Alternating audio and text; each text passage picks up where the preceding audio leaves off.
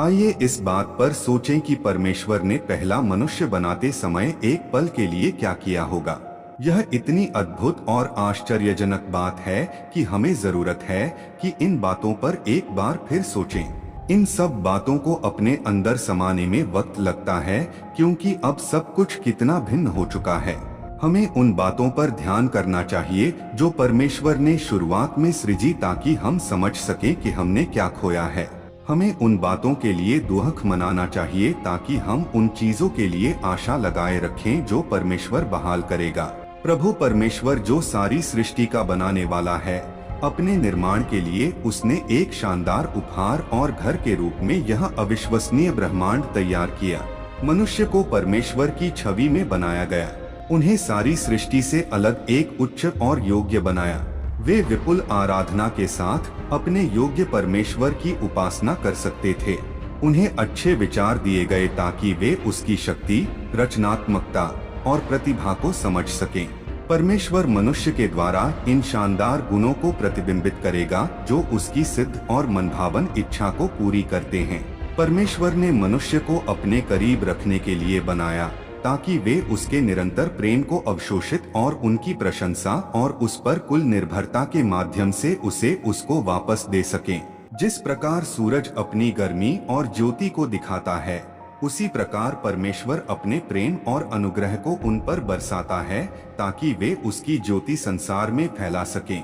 सारी प्रजा परमेश्वर के वफादार दास के रूप में एकजुट होकर कार्य करेगी। यह कितना निष्कलंक संसार होगा। इस स्थान में जहाँ केवल परमेश्वर ही राजा था और उसके चेले उसकी सिद्ध आज्ञा को मानते थे, वहाँ दुर्हक और आंसू नहीं थे। वहाँ पाप करने का कोई प्रलोभन नहीं था और इस बात की एक आशा थी कि वहाँ कभी मृत्यु नहीं होगी।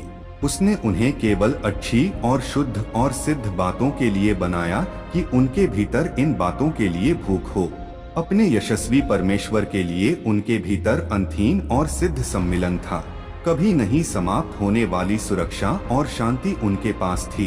यदि वे उसकी अनुग्राही और सच्चे नेतृत्व को मानते, तो दुष्ट या पाप या दर्द जैसे शब्दों को मानवजाति कभी नहीं जान पाता।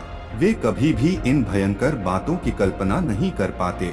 उनके हृदय संपूर्ण रीति से गलत करने से स्वतंत्र रहते और कोई भी किसी को भी केवल प्रेम के और किसी रीति से व्यवहार नहीं कर पाता। उनका पूर्ण जीवन परमेश्वर पर पूरी रीति से निर्भर रहता। वे निरंतर एक ठोस वरन एक उज्जवल आनंद के साथ उसके पवित्र नाम की आराधना और उपासना करते। बाइबल यूं कहती है, परमेश्वर ने उन्हें आशीष दी। परमेश्वर ने उनसे कहा, तुम्हारी बहुत सी संतानें हों, पृथ्वी को भर दो और उस पर राज करो, समुद्र की मछलियों और आकाश के पक्षियों पर राज करो, हर एक पृथ्वी के जीव जंतु पर राज करो। परमेश्वर ने कहा, देखो, मैंने तुम लोगों को सभी बीज वाले पेड़ पौधे और सारे फलदार पेड़ दिए हैं। ये अन्न तथा फल तुम्हारा भोजन होगा। मैं प्रत्येक हरे पेड़ पौधों जानवरों के लिए दे रहा हूँ। ये हरे पेड़ पौधे उनका भोजन होगा।